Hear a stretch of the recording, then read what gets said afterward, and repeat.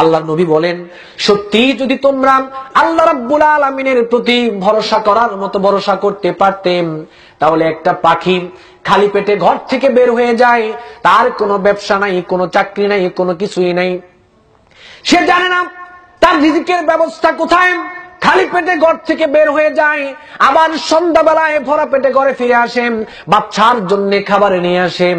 আল্লাহর নবী বলেছেন, সত্যি যদি তোমরা আল্লাহ রাব্বুল আলামিনের প্রতি ভরসা করার মতো ভরসা করতে পারতেন, তাহলে ওই পাখিকে রিজিক দেওয়ার মতোই আল্লাহ তোমাদের রিজিকের ব্যবস্থা করে দিতেন।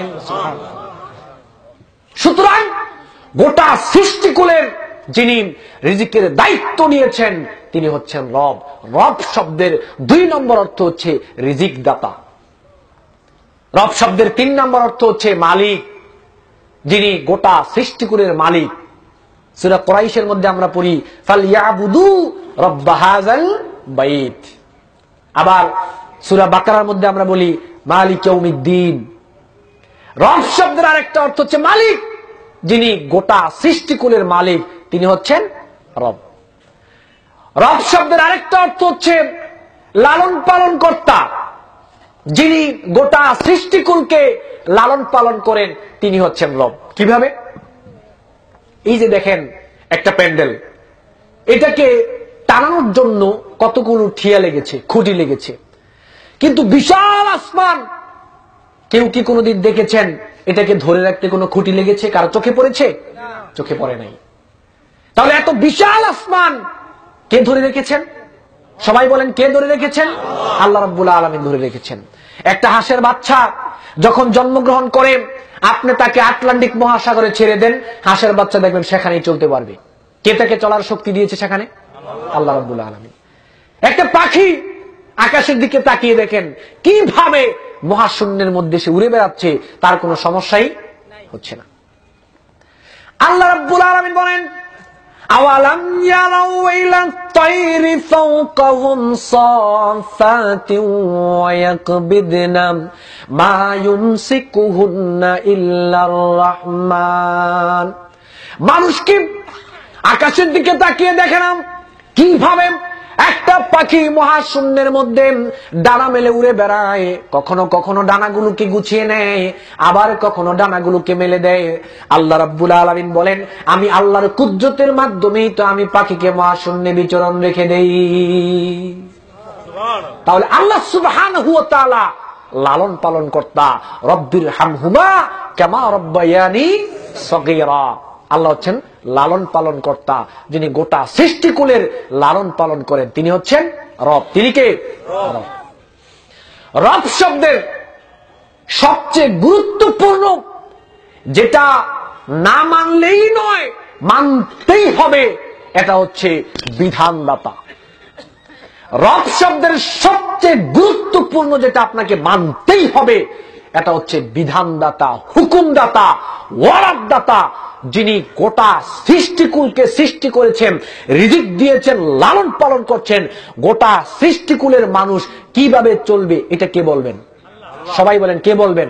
আল্লাহ রাব্বুল আলামিন বলবেন। আল্লাহ রাব্বুল আলামিন বলেন, রাব্বুনাল্লাযী আ'তা কুল্লা শাইইন খালকাহু সুম্মা হাদা।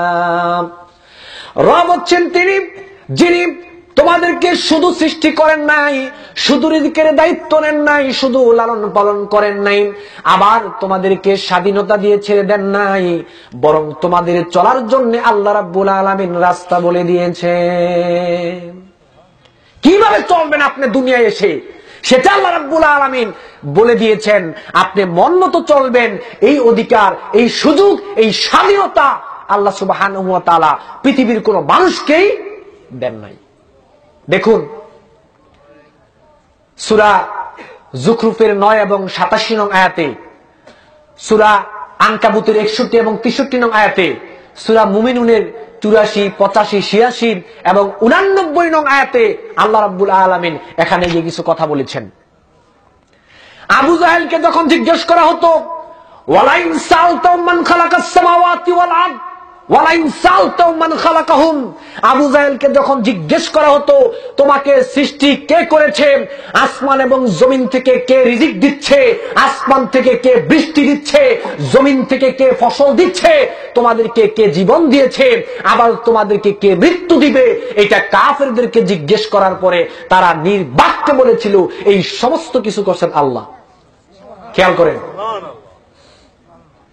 আবু জাহেল নির্দ্বিধায় বলেছিল এই সমস্ত কিছু করছেন আল্লাহ, তারপরেও কিন্তু আবু জাহেল কাফের, ঠিক কিনা?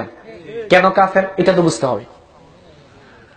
এত কিছু আবু জাহেল আল্লাহকে মানে, আল্লাহ সৃষ্টি করেছেন এটা আবু জাহেল মেনে নিয়েছে, আল্লাহ রিজিক দিচ্ছেন আবু জাহেল মেনে নিয়েছে, আল্লাহ লালন পালন করছেন আবু জাহেল মেনে নিয়েছে, আল্লাহ বৃষ্টি দিচ্ছেন আবু জাহেল মেনে নিয়েছে, আল্লাহ ফসল দিচ্ছেন আবু জাহেল মেনে নিয়েছে, আল্লাহ মৃত্যু দিবেন আবু জাহেল এইটাও মেনে নিয়েছে, তারপরেও কেন আবু জাহেল কাফের? সমস্যাটা কোথায়? আবু জাহেল কাফের হওয়ার মেইন কারণ হচ্ছে আবু জাহেল আল্লাহ সুবহানাহু ওয়া তাআলাকে বিধানদাতা হিসেবে আবু জাহেল মানতে রাজি হয় নাই। আল্লাহর তাওহীদকে, আল্লাহর গোলামি করাটাকে, আল্লাহর একত্ববোধকে আবু জাহেল মেনে নিতে রাজি হয় নাই, যার জন্য আবু জাহেল কাফের হয়েছে। আবু জাহেলকে আল্লাহ রাব্বুল আলামিন যেভাবে চলতে বলেছেন সেভাবে আবু জাহেল চলে নাই, অস্বীকার করেছে। আবু জাহেলকে আল্লাহ রাব্বুল আলামিন যেই নির্দেশনা দিয়েছিলেন আবু জাহেল সেটা মানে নাই, অস্বীকার করেছে, যার জন্য আবু জাহেল কাফের হয়েছে। আল্লাহ রাব্বুল আলামিন আমাদের চলার জন্য একটা রাস্তা বলে দিয়েছেন, এই রাস্তা মোতাবেকই আপনাকে চলতে হবে, এই রাস্তাকে অস্বীকার করা যাবে না। আল্লাহ রাব্বুল আলামিন বলেন فَإِمَّا يَأْتِيَنَّكُم مِّنِّي هُدًى فَمَن تَبِعَ هُدَايَ فَلَا خَوْفٌ عَلَيْهِمْ وَلَا هُمْ يَحْزَنُونَ।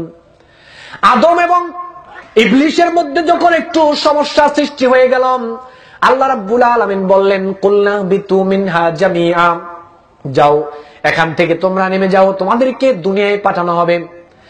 আদম টেনশনে পড়ে গেলেন যে ইবলিসের কারণে আমাকে জান্নাত থেকে বের হতে হয়েছে, সেই ইবলিসে তো দেখি আবার আমার সাথে দুনিয়ায় যাবে, সেখানে গিয়ে তো সে আবার সমস্যার সৃষ্টি করবে, আমার সন্তানদের সমস্যা করবে। আদম টেনশনে পড়ে গেলেন।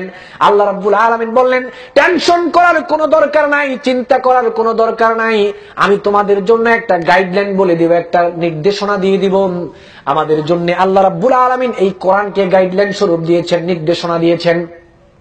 এই কোরআন যারা ব্যক্তিগত জীবনে যারা কোরআনের বিধান মেনে চলবে, ব্যক্তিগত জীবনে কোনো টেনশন থাকবে না। পারিবারিক জীবনে যারা কোরআনের বিধান মেনে চলবে, পারিবারিক জীবনে কোনো টেনশন থাকবে না। সামাজিক জীবনে যারা কোরআনের বিধান মেনে চলবেন, সামাজিক জীবনে কোনো টেনশন থাকবে না। রাষ্ট্রীয় জীবনে যারা কোরআনের বিধান মেনে চলবেন, রাষ্ট্রীয় জীবনে টেনশন থাকবে না। মুমিন জীবনের সমস্ত জায়গায়, মুমিন জীবনের সমস্ত জায়গায় যারা কোরআনের বিধানকে মেনে চলবেন, আল্লাহ রাব্বুল আলামিন যেই রাস্তায় চলতে বলেছেন ওই রাস্তায় চললে আর কোরআনকে যদি আঁকড়ে ধরতে পারেন, তাহলে মুমিন জীবনের কোনো ভয় এবং দুশ্চিন্তা থাকবে না। ফালা খাউফুন আলাইহিম ওয়ালা হুম ইয়াহজানুন। আল্লাহ বলেছেন কোনো শান্তি, কোনো টেনশন, কোনো দুঃখ